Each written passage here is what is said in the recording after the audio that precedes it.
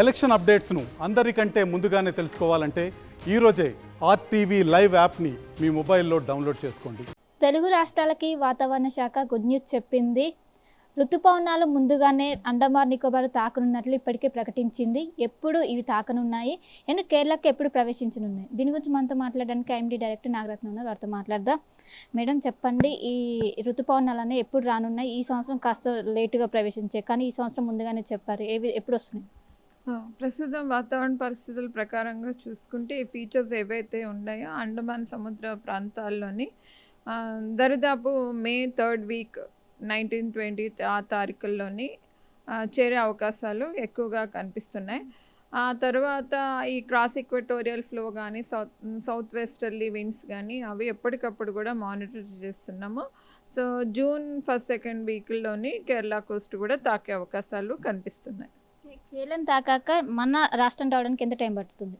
Almost 10 days వరకు పడుతుంది. Once కోస్ట్ని touch అయ్యాక Kerala Coast 2nd week off అంటే ఆల్మోస్ట్ కేరళ నుంచి తెలంగాణకి రీచ్ అవ్వడానికి 1 week 10 days టైం అనేది పడుతుంది. ఇంకోవైపు ఈ సంవత్సరం నైరుతి ఋతుపవనాలు చాలా లేటుగా ప్రవేశించాయి. దీని ఎఫెక్ట్ అనేది సంవత్సరం మొత్తం మనకు కనిపించింది. ఇప్పుడు ఈసారి వర్షాలు మంచిగా టైంకి పడే అవకాశం ఉందా?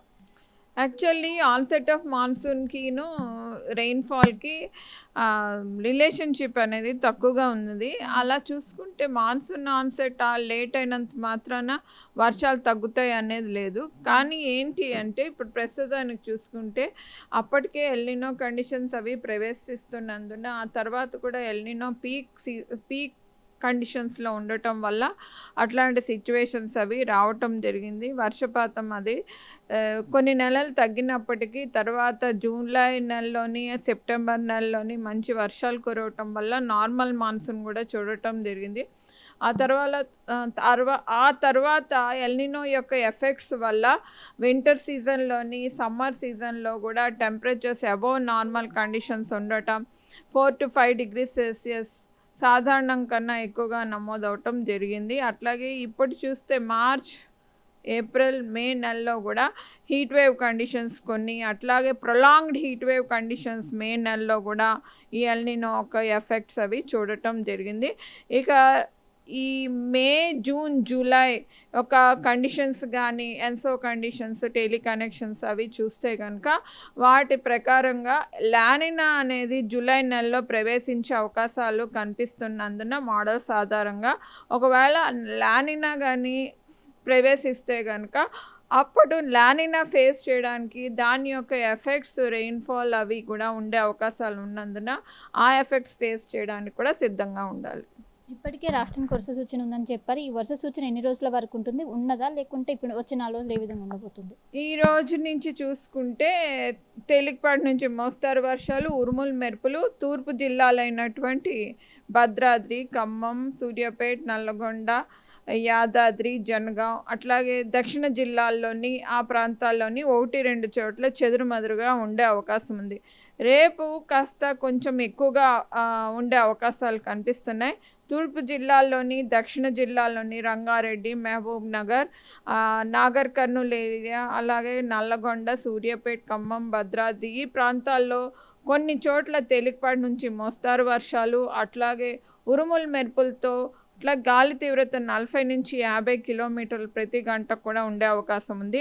హైదరాబాద్ పరిసర ప్రాంతాల్లో కూడా రేపు తేలికపాటి నుంచి మోస్తారు వర్షాలు సాయంత్రానికి కానీ రాత్రికి కానీ కురిసే అవకాశం ఉంది. ఏమైనా అలర్ట్స్ జారీ చేస్తున్నారు ఈ 4 రోజుల పాటు? ఆల్రెడీ థండర్స్టార్మ్ వార్నింగ్స్ అవి ఇవ్వటం జరిగింది. ఈరోజు 30 to 40 km/h, రేపు 40 to 50 విండ్ స్పీడ్, అట్లాగే తర్వాత కూడా 30 to 40 km/h ఉండే అవకాశం ఉంది.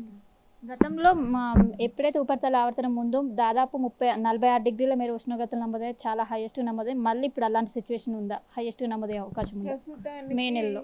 ప్రస్తుతానికి వాతావరణ పరిస్థితుల ప్రకారంగా ఎక్కడో ఒక చోట ద్రోణి అది ఫామ్ అవటం, వాటి ప్రభావం వల్ల తెలంగాణ పైన ఈ తేలికపాటి నుంచి మోస్తారు వర్షాలు అవి నమోదవుతూ ఉండటం వల్ల 36 నుంచి 40 డిగ్రీల లోపు ఉష్ణోగ్రతలు నమోదయ్యే ఛాన్సెస్ ఎక్కువగా ఉన్నాయి.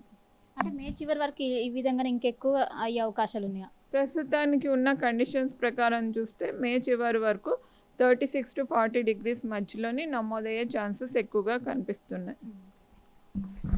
సో మొత్తం మీద ఇది పరిస్థితి.